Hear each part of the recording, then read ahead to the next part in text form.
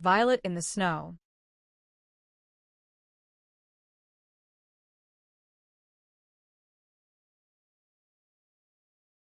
For over 20 years, Violet had walked the polished halls of the hospital, her gray scrubs a second skin, her gloved hands a source of comfort to countless patients.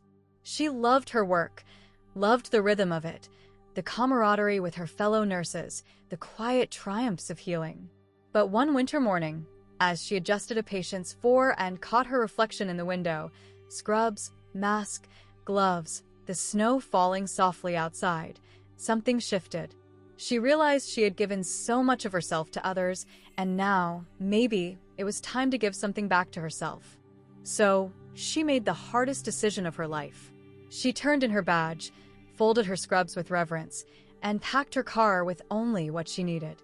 Then she drove, miles and hours, until the road disappeared beneath a blanket of snow and the forest opened its arms. The snow-covered trees stood like sentinels, silent and welcoming.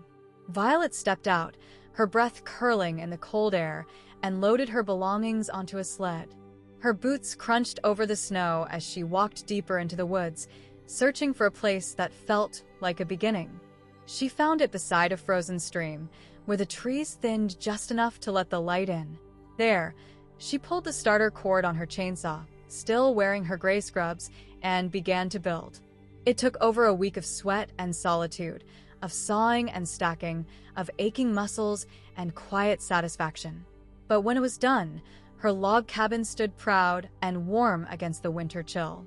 A home carved from the forest, shaped by her own hands.